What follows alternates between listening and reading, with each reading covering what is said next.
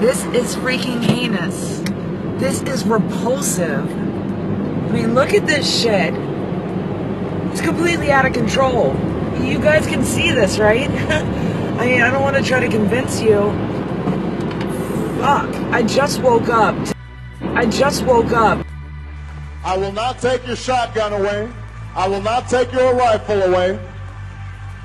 I won't take your handgun away. In an interview with the Los Angeles Times on April 21st, you said that you told the Associated Press that the American government has created weather tampering techniques so that the New World Order will be able to starve millions of Americans and to control the rest. Would you explain what you were trying to say? Well, what I was trying to say is exactly what I said. There is weather control techniques. We have a complete package on that, which I did not bring, but I certainly will see to it that it is brought in for the record. Number one, the entire patents on the equipment.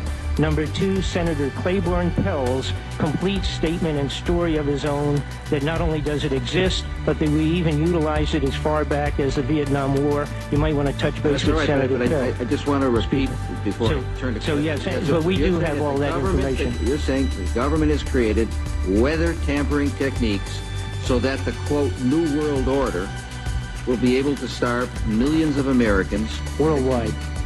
Millions of Americans, and to control the rest.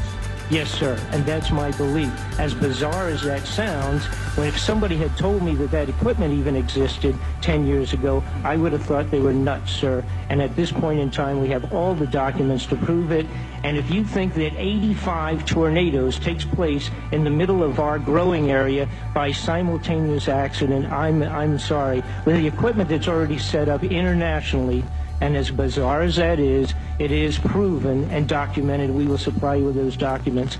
As bizarre as that is, I would say that weather wars, and this is quoting actually Senator Claiborne Pell himself, that they are the greatest weapon ever created in the world, and that's the Senator's own statement. So yes, I do stand on that. Thank you, Mr. Fletcher. Thank you, Mr. Chairman.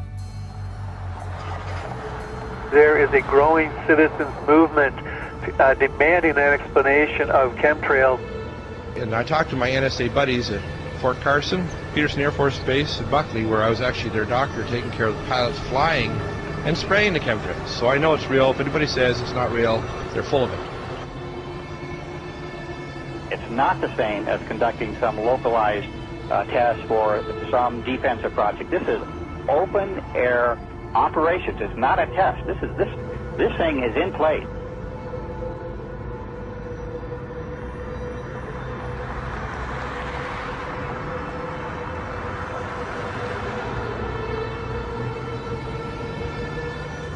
It didn't start till about 1996. Exactly. And, growing up my whole life, a condensation trail disappeared, the 20 seconds, a minute, 2 minutes. And now it can be in the summer at like 4,000 feet, and there's these big clouds behind jets. Some jets leave it behind, leave a trail behind them. Other jets at the same flight level, same altitude, don't. And, instead of just getting into are they spraying us or what's changed in the jet fuel or what's changed in the atmosphere, there are tens of thousands of declassified admissions under different programs where different Pentagon programs, different agencies of the government have tested chemical, biological, and radiological agents on the American people. Talking about this a few years ago was extremely dangerous. Now that we have YouTube and more social networking devices, such as even Rupert's MySpace, this is really getting out in such a way that they can't control it. They must just be really, if you can use the expression, shitting themselves over this, because they can't control people now talking about the elephant in the room, what is so obvious to all of us. There's a feeling from that area that the states doing all of these weather modification programs might not be doing it for the benefit of the citizens of Texas and other states that they may impact as well. Well, many of the planes that we're seeing here in Abilene will actually turn whatever they're spraying on and off right before our eyes. I mean, you'll see a plane up there flying like normal, and then all of a sudden it starts spraying. We've seen them fly off into the distance and then loop around and fly back again. These are not your typical planes with a preordained path destination from city to city. Someone needs to explain to me why do they stop traveling in one particular direction and then loop around and come back again. They perform this behavior so many times that we start seeing the tic-tac-toe grids in the sky. We're witnessing the giant X's. And I mean, Rosalind, when you and I grew up, these contrails naturally dissipated in a few seconds or perhaps a minute max. But these things expand, they grow bigger, and before you know it, the entire sky is overcast. That's correct. And they are there all day. They do loop the loop around our county and our state. We follow them at times with spotters in different areas, watching the planes loop, come back around. And we know from the FAA records that the jets from commercial airlines fly in straight lines. And coming across our county, there aren't many, and they stay mostly in certain patterns. The jets that we see leaving the persistent jet contrails move in directions that normal jets wouldn't fly because it would use too much fuel and put them off schedule. And the jets that we see here do loops. We've got pictures of them looping the same X's and crosshatches. But I believe that some of that, not only are they looking for keeping something in the air almost all the time, but we feel that some of the markings are to mark the start and stop areas for their program.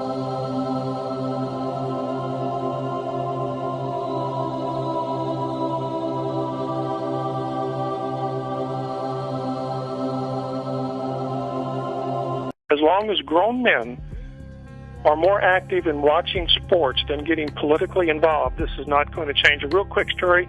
I was getting my hair cut this morning, sitting in the barber shop. Two men were in there. All they could talk about was sports. So the barber asked them about the kids on the border, and they had no idea what this man was talking about because all they wanted to do was talk sports. And that's the problem here, folks. People just want to talk about sports, or so it would seem.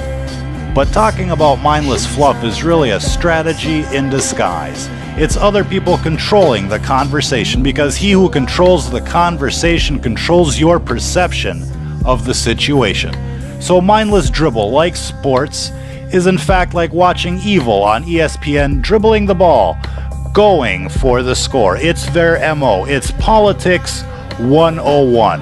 Always deny, never admit, and make counter accusations whenever possible, because the best way to deflect attention away from an important issue is by not talking about the issue. If they control the conversation, they control the ball, they score, to use a sports analogy. So see past their deflector shields. Anytime people bring up meaningless topics in response to an important topic, they're evading the issue. It's like pointing in one direction and then running in the other. Look there. See ya. So this is one big smokescreen. It's a smokescreen in the sky and a smokescreen to deny. This is their strategy. And this is how they control the dribble on the court.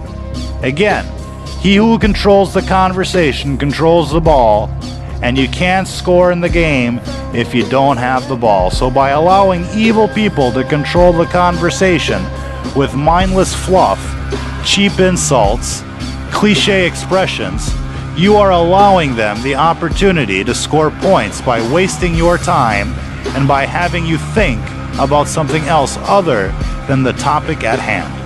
They want to degenerate the conversation, to filibuster the debate. Don't walk into their trap. See their game for what it is. For evil is as evil does. Pollution, GMOs, fracking, transhumanism, it's all related. Evil does not want you to talk about the moral high ground of the situation. It wants to talk about sports and television and what's on sale. This is about good and evil. And evil is as evil does. And so if you deviate from their fluff-minded rhetoric, they'll insult you as a means of self-preservation. You're conspiring against evil, they'll say. You're not being trendy enough, they'll say. Forget MTV, ESPN, the sports network. What a joke. And this whole situation is so ironic, to keep you in the dark, away from the light, to transform you into a victim of their disease, to terraform this planet into something sinister and unnatural. So welcome, ladies and gentlemen, welcome to your sky, to your chemically induced synthetic sky. There are many terms for what we are seeing here, but Wikipedia probably puts it best by calling this global dimming, a process of reducing the amount of light that reaches the Earth's surface, an evildoer's symbolic wet dream, you might say, keeping the light out, that is. And you don't have to be a super brain to know what's going on here. Just look up. The skies have dramatically changed over the past 2 decades. It almost looks like something out of the movie Matrix when they scorched the sky. There is an obvious problem here, folks, with our environment, and the mainstream propaganda ministry will have you believe that this is absolutely normal, that there is nothing to fear. Go back to shopping. Go back to Doomsday Disneyland. If you listen to the quote-unquote experts, they seem to be saying that treating our air like an open sewer is no big deal, because pollution just magically drifts off into space or something. But this couldn't be any further from the truth. The problem with the air has become so bad it's worse than our water supply. The water we drink is recycled. It goes from crap water to tap water in a matter of minutes. Literally, it gets filtered, but we drink it anyways. And our air is so much worse. And nobody's filtering the air we breathe. It's just pure garbage, straight from the industry and right into the population. And if anybody doubts the health benefits of pollution, then I would invite you to go suck on some exhaust and see how that goes for you.